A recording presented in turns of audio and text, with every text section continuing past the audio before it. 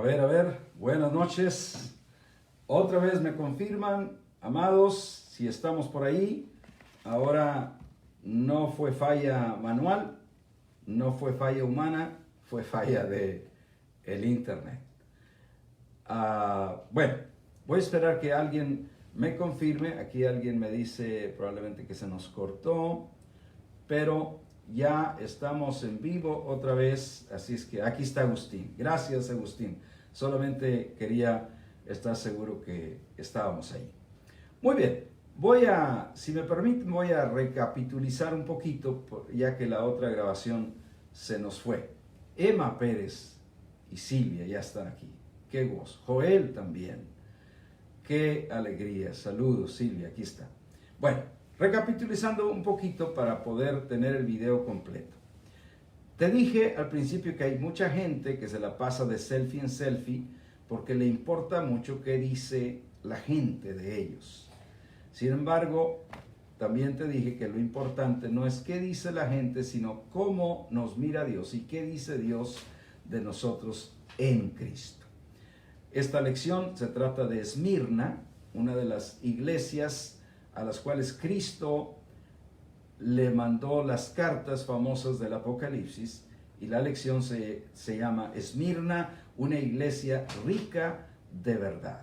Y te hablé de que el primer punto, que Esmirna, la iglesia, vivía en la ciudad de Esmirna como pobres en una ciudad muy rica e idólatra. No voy a contarte todo lo importante que era Esmirna, pero sí te cuento que Esmirna era muy dada a la adoración hacia el emperador. Y te conté en la primera parte que en el año 23 compitió la ciudad de Esmirna con otras 11 ciudades y ganó el primer lugar al construir el primer templo para adorar al César Tiberio. Por ahí nos quedamos. Entonces, Nelson también acaba de llegar, dice buenas noches a todos, saludos familia Moss. Lo que comenzó en Esmirna y en toda Asia probablemente, como una muestra voluntaria de lealtad para el fin del primer siglo, escucha esto, era una obligación anual.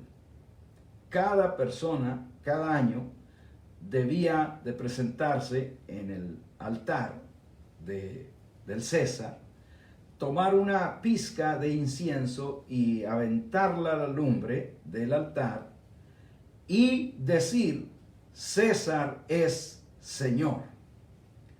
Después de eso, recibía su certificado de lealtad y se iba, y durante todo el año podía adorar como él quisiera. Ahora, pero ese certificado era muy importante, porque para ir a pedir trabajo a algún lugar, especialmente las gentes que eran fanáticas del emperador, inmediatamente decían, traes papeles, traes documento, traes tu certificado de lealtad. Y si no tenías ese certificado, era sumamente difícil conseguir un trabajo en Esmirna. Es más, la gente en muchas ocasiones se aprovechaba de los impíos, les decían ellos, o los paganos. Esto le decían a los creyentes que no querían reconocer al César como Señor. Y muchas veces se aprovechaban de ellos, los robaban, etc. Ahora, esta adoración al emperador dependía en gran manera del mismo emperador. A algunos no les importaba mucho si la gente les brindaba adoración o no, pero había algunos que sí, como en el caso que fue casi al final del primer siglo, el emperador Domiciano. Él era un fanático de la adoración al emperador y obviamente lo exigía. Entonces, vamos a ir al segundo punto ahora, porque ese fue el primero, viviendo como pobres en una ciudad muy rica e idólatra. El segundo punto, cuando Cristo se te ha revelado como el Señor. Y aquí voy a pedirle que abran sus Biblias porque vamos a leer algunas escrituras, porque los creyentes leemos la Biblia. Hoy no tengo pantalla, así es que puedes, muy bien puedes escuchar, pero te haría mejor tomar tu Biblia y leer con nosotros.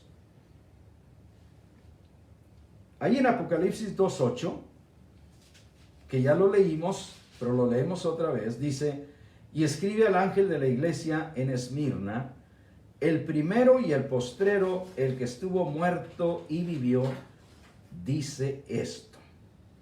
Porque estoy hablándote el segundo punto, que se llama cuando Cristo se te ha revelado como el Señor. El otro verso que vamos a ver, que nos habla de este tema, es en el capítulo 1 del mismo Apocalipsis, capítulo 1, pero ahora el verso 18 dice: y el que vivo, así se describe a Cristo, y el que vivo y estuve muerto, Apocalipsis 1:18, mas he aquí que vivo por los siglos de los siglos, amén, y tengo las llaves de la muerte y del Hades. Mira la revelación que Cristo le está dando a esta iglesia. Ellos, por el Espíritu, ya tenían esa revelación, por eso lo reconocían como Señor. Y por eso, para los creyentes del primer siglo, era sumamente imposible reconocer que César fuera el Señor, porque ellos reconocían a Cristo. Nuestra hermana Marta Alicia, dice: buenas noches y bendecidas noches tengan, hermanos. Gracias, Martita, igual para ti. Otra escritura que va a estar un poquito más larga, pero que nos va a dar mucha más revelación. Cuando Cristo se te ha revelado como el Señor, va a ser Apocalipsis capítulo 5, y vamos a leer los versos 3 y vamos a leer hasta el 14. Dice: y ninguno, ni en el cielo, ni en la tierra, ni debajo de la tierra, podía abrir el libro, ni aún mirarlo. Esto es como cuando Juan, en la revelación, ve a Dios, al Padre, que estaba en el trono, trajeron un libro, estaba sentado con un libro escrito por dentro y por fuera, pero nadie podía abrirlo. Jacqueline Banda, qué gozo que estás aquí. Entonces Juan dice: ninguno, ni en el cielo, ni en la tierra, ni debajo de la tierra, podía abrir el libro, ni aún mirarlo. Verso 4. Juan dice: y yo lloraba mucho, porque no se había hallado a ninguno digno de abrir el libro, ni de leerlo, ni de mirarlo. Verso 5. Y uno de los ancianos me dijo: no llores. He aquí el león de la tribu de Judá, la raíz de David. ¿Quién es, amados? Diga conmigo: Cristo. Cristo Jesús. Dice: Él ha vencido para abrir el libro y desatar sus 7 sellos. Y miré, y vi que en medio del trono y de los 4 seres vivientes y en medio de los ancianos, los 24 ancianos, que aquí representan la iglesia del Antiguo Testamento y del Nuevo Testamento, otro día aprenderemos más de eso, pero ahí en medio estaba en pie un cordero como inmolado, que quiere decir como sacrificado, que tenía 7 cuernos y 7 ojos, los cuales son los 7 espíritus de Dios enviados por toda la tierra. Nosotros sabemos que el Espíritu de Dios es uno, pero representado aquí por el número 7. En Apocalipsis los números no son cantidades, son ideas. Lo que quiere decir que el número 7 es el número de perfección. 7 son los días de la semana, 7 son los colores del arco iris, etc. Y así dice que tenía este cordero como inmolado, que es Cristo, 7 ojos, 7 cuernos, los cuales son los 7 espíritus de Dios enviados por toda la tierra. Margarita Sánchez se nos une, bienvenida. Desde donde nos sintonices, te damos la bienvenida. El verso 7, estamos leyendo hasta el 14, en Apocalipsis 5, desde el 3, pero al 14, ahorita vamos en el 7. Y vino Cristo, el Cordero como inmolado, y tomó el libro de la mano derecha del que estaba sentado en el trono. ¿Te acuerdas que antes había dicho, y no había ninguno digno de ni siquiera mirar el libro, mucho menos tomarlo y abrirlo? Pero Cristo, el vencedor, vino y tomó el libro del que estaba sentado en el trono, que este es Dios, el Padre. Y cuando hubo tomado el libro, los 4 seres vivientes y los 24 ancianos se postraron delante del Cordero, de Cristo. Todos tenían arpas y copas de oro llenas de incienso, que son las oraciones de los santos. Verso 9. Y cantaban un nuevo cántico diciendo, digno eres de tomar el libro y de abrir sus sellos, porque tú fuiste inmolado y con tu sangre nos has redimido para Dios de todo linaje y lengua y pueblo y nación. Verso 10. Y nos has hecho para nuestro Dios reyes y sacerdotes, y reinaremos sobre la tierra. Y miré, y oí la voz de muchos ángeles alrededor del trono, y de los seres vivientes, y de los ancianos, y su número era millones de millones, verso 12, que decían a gran voz, el Cordero que fue inmolado o sacrificado es digno de tomar el poder, las riquezas, la sabiduría, la fortaleza, la honra, la gloria y la alabanza. Verso 13. Y a todo lo creado que está en el cielo y sobre la tierra y debajo de la tierra y en el mar y a todas las cosas que en ellos hay, oí decir. Mira lo que decían. Al que está sentado en el trono y al Cordero, a Cristo, sea la alabanza, la honra, la gloria y el poder por los siglos de los siglos. Verso 14, que es el último verso que vamos a leer ahí. Los 4 seres vivientes decían, amén. Y los 24 ancianos se postraron sobre sus rostros y adoraron al que vive por los siglos de los siglos. ¿Cuál es el punto que estamos hablando? Es el punto número 2. Cuando se te ha revelado Cristo como el Señor.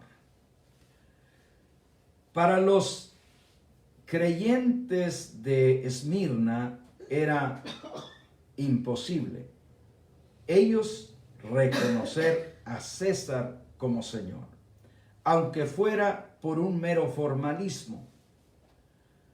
¿Por qué? Nada les costaba ir esa vez al año, tomar la pizca de incienso y decir de los labios para afuera, César es Señor, y salir de ahí, reconocer y decir, pero yo sé que Cristo es el Señor. Pero ellos no podían hacer eso. ¿Por qué? Porque a ellos se les había revelado que solo Cristo es el Rey de Reyes y el Señor de Señores. Jesucristo, entonces, en esta carta a Esmirna, les recuerda que ellos, los creyentes de Esmirna, servían al Señor resucitado, que venció sobre todo, y que ellos también eran vencedores juntamente con Él. Mira lo que Cristo conoce de los creyentes de Esmirna.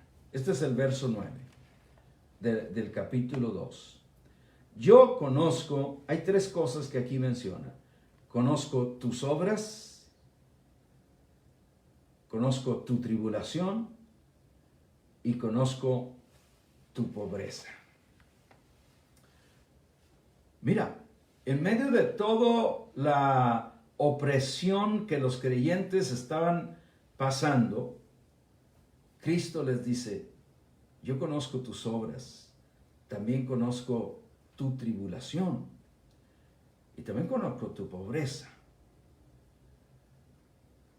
Mira, te recuerdo, como los creyentes no podían reconocer a César como Señor, entonces ellos eran un pueblo asaltados, corridos de sus trabajos. Tal vez alguien trabajaba en alguna hacienda, pero inmediatamente que el dueño, el patrón, se enteraba que esa persona no rendía homenaje al César, lo corría, se le acababa el trabajo.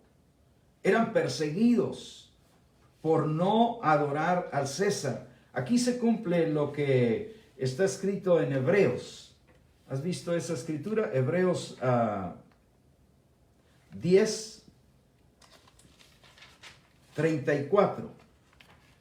Dice, porque de los presos también ustedes se compadecieron, y el despojo de los bienes de ustedes sufrieron con gozo. El despojo de sus bienes sufrieron con gozo, sabiendo que ustedes tienen en ustedes una mejor y perdurable herencia en los cielos.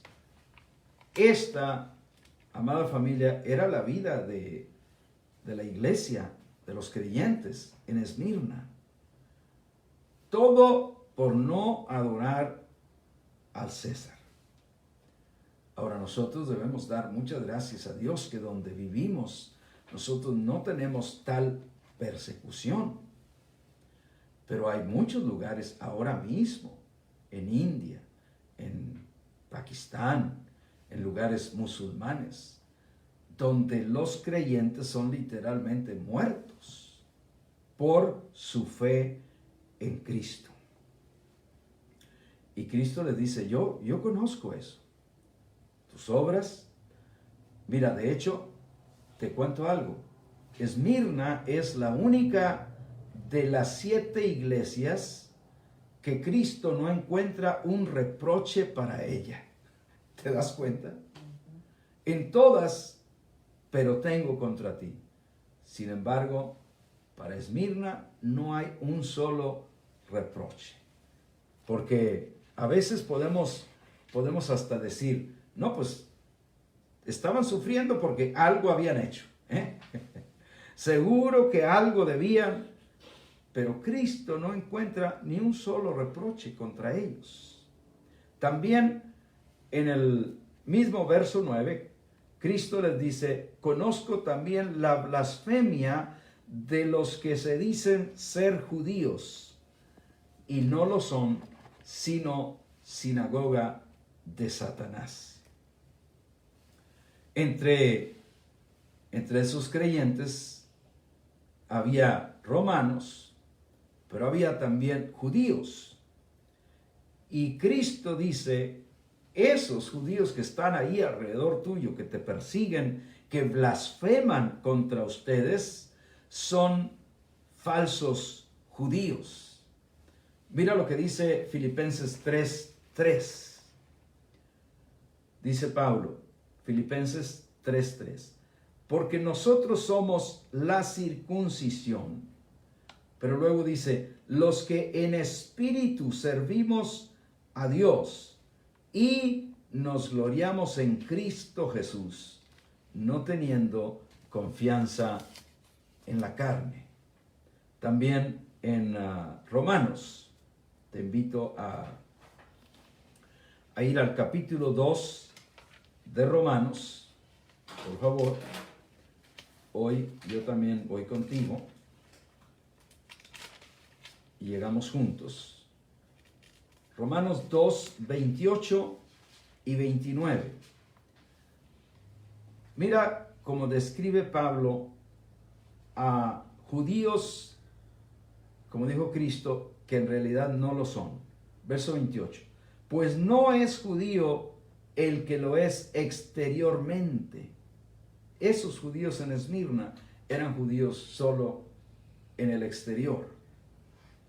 Dice, ni es la circuncisión, estoy en Romanos 2, 28, ni es la circuncisión la que se hace exteriormente en la carne, 29, sino que es judío el que lo es en lo interior.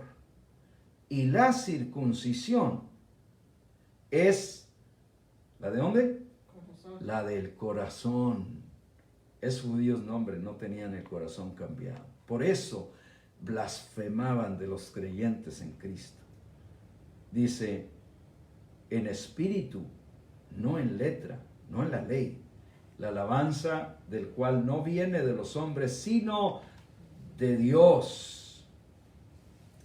Cristo les dice a esta iglesia perseguida, agobiada, asaltados, corridos, violados en muchas maneras y muertos.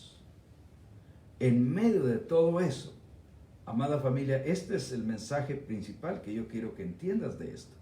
Que en medio de todo lo que estaban sufriendo, Cristo les dice, yo conozco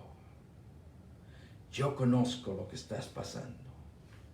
Ustedes no están olvidados.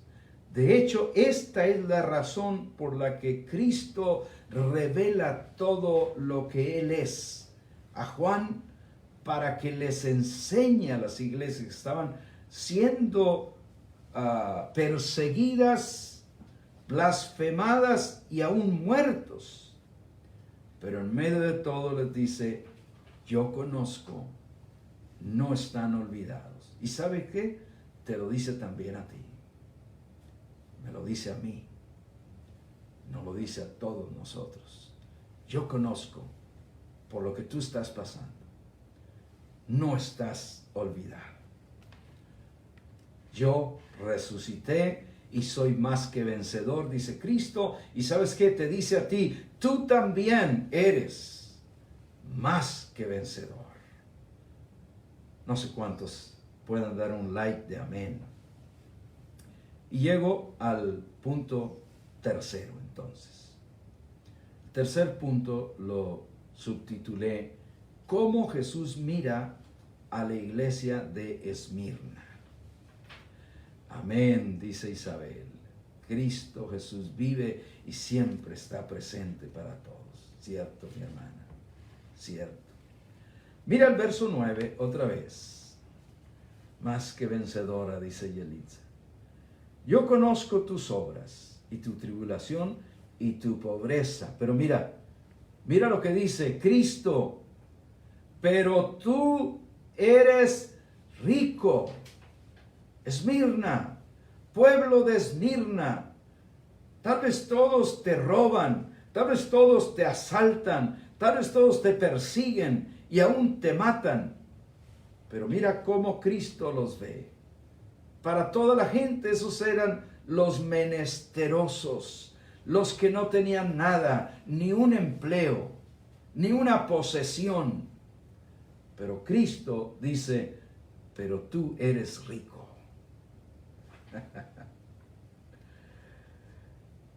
Cómo nosotros nos vemos importa, pero no tanto. Cómo nos ven los demás importa mucho menos. Pero cómo nos ve Dios, cómo nos considera Dios, sí importa. Porque Él les dice, pero tú eres rico. Y yo estoy seguro que en este momento el Espíritu le está hablando a muchísima gente, no necesariamente que tú eres rico, pero a alguno le está diciendo, pero tú eres vencedor. A otro le está diciendo, pero tú eres sano. A otro le está diciendo, pero tú eres siempre victorioso en Cristo. Porque el Espíritu trabaja de diferentes maneras y nos enseña lo que necesitamos aprender.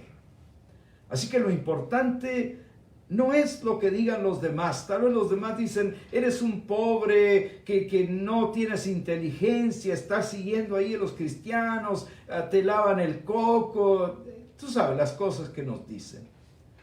Pero Cristo le dice a esta iglesia, pero tú eres rico. Yo te miro rico. Y si Cristo dice que ellos eran ricos, es que eran ricos. Ahora, no hay nada de malo en tener riquezas.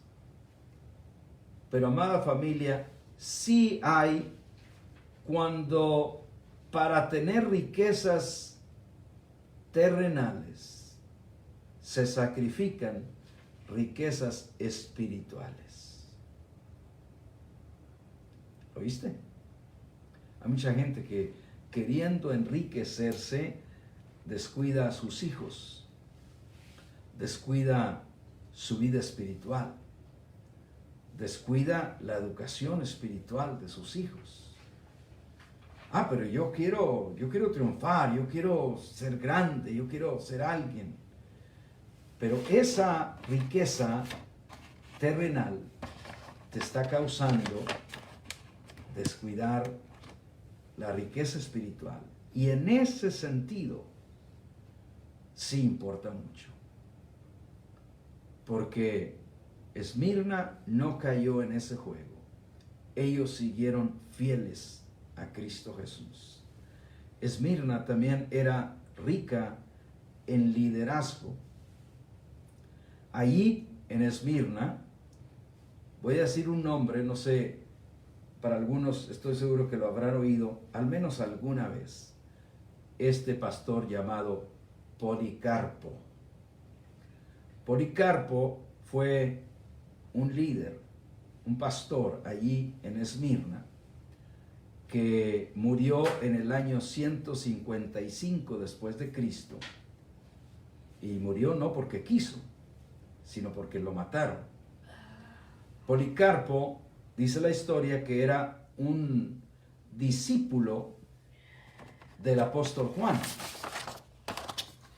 Y cuando el apóstol Juan murió, Policarpo se quedó de pastor en Esmirna. Cuando cuenta la historia que cuando Policarpo tenía, después de ser un gran líder allí, los hermanos le pidieron que se escondiera porque querían matarlo. Y leía yo en la historia que un hermano abrió su granja para que él se fuera a esconder en el campo. Sin embargo, los romanos, celosos de la adoración al emperador, capturaron al siervo de Policarpo y lo torturaron hasta que él les dijo dónde estaba. Fueron por él a la granja y cuando lo halló el romano, habló con él y le dijo: mira, Policarpo, tú estás viejo, tienes 86 años, solamente di que César es Señor y no tienes que morir. Policarpo le dijo: no. El romano, dice la historia, lo subió a su carruaje y en todo el camino le fue hablando acerca de este requisito que pedían de él. Solamente tienes que reconocer que César es Señor, es todo. Nuevamente Policarpo le dice no. Allí dice la historia que el romano lo pateó al anciano y lo derribó a tierra, y Policarpo se levantó y siguió caminando hacia donde lo llevaban, hacia Esmirna, para ser juzgado. En Esmirna, en el circo romano, ya habían matado los leones a otros cristianos por su fe en Cristo cuando trajeron a Policarpo. Y otra vez el líder que estaba ahí le da la pizca, le ofrece la pizca de incienso y le dice: solamente di que César es Señor. Y en ese momento Policarpo dice estas célebres palabras que las hemos oído en varios lugares. Dijo Policarpo: 86 años he servido a mi Señor. ¿Cómo lo voy a negar ahora? Y dice la historia que la multitud gritó entonces que traigan a los leones. Pero ya los leones los habían encerrado. Entonces prepararon la estaca, pusieron la leña, lo amarraron y le prendieron fuego. Y allí sucedió algo asombroso, dice la historia, porque el cuerpo de Policarpo no se quemaba. El fuego no le hacía daño. Mas sin embargo, uno de los romanos lo atravesó con su lanza. Y allí murió Policarpo como mártir de Jesucristo. Por eso en el verso 10 de Apocalipsis 2 dice: no temas en nada lo que vas a padecer. He aquí el diablo echará a algunos de ustedes en la cárcel. Ahora, el diablo no es el señor ese con el trinche y pata de cabra. El diablo son los contrarios. El diablo son los que se oponen. El diablo son toda esta gente incitadora de la adoración romana. Echará a algunos de vosotros en la cárcel para que sean probados y tendrán tribulación por 10 días. 10 días no son realmente 10 días, sino una tribulación completa y total. Pero mira lo que les dice Cristo: sé fiel hasta la muerte y yo te daré la corona de la vida. Cristo, estoy terminando ya. Cristo les dice a esos creyentes: vuestro adversario, dice Abraham, exacto, todo aquel que se opone, gracias Abraham, todo aquel que se opone a Dios y a su reino es un diablo. Hasta Pedro mismo fue diablo en un momento, y nosotros podemos ser también. Pero Cristo les dice: el que venciere, sé fiel hasta la muerte, que yo te daré la corona de la vida. El verso 11 dice: el que tiene oído, oiga lo que el Espíritu dice a las iglesias. ¿Notas ese plural? Ahora ya la cosa no es solo con Esmirna, pero ahora es con todos nosotros. El que venciere. El que venciere no sufrirá daño de la segunda muerte. Segunda muerte es quedar separado eternamente de Dios. Nunca te va a pasar si tú vences en Cristo.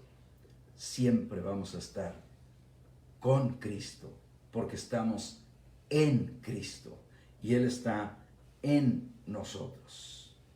Hoy, de verdad que hay mucha gente sufriendo, hoy más que nunca. Sufren de verdad por ser de Cristo. Pero la realidad es que no importa cuánto suframos, la Biblia dice que somos más que vencedores. No solamente vencedores, más que vencedores. Termino con este pensamiento. ¿Por qué Dios no aniquila a los malos así de una sola tajada? ¿Qué le cuesta a Dios mandar fuego del cielo? ¿Qué le cuesta a Dios abrir la tierra y que se trague a los malos? Muchas veces nos preguntamos, ¿por qué Dios no quita a los malos o aniquila a los malos y quita el sufrimiento? ¿Sabes? Yo cada vez que leo el Evangelio, pienso, ¿por qué Dios no mató a Herodes antes que mandara matar a todos esos niños menores de 3 años que había en Belén? ¿Por qué? Él tiene poder para hacerlo. Pero ¿sabes qué? Aquí entra un principio mucho más grande que eso. Aquí entra el principio, ¿por qué los justos sufren? Esmirna, te vuelvo a repetir, es la única de las 7 congregaciones a la cual Cristo no le haya ninguna tacha, ningún pero. Y sin embargo, era muy perseguida, muy agobiada, muy asaltados, muy muertos. ¿Por qué? ¿Por qué Dios permite todo este sufrimiento? Y lo único que tenemos, amada familia, termino con este verso.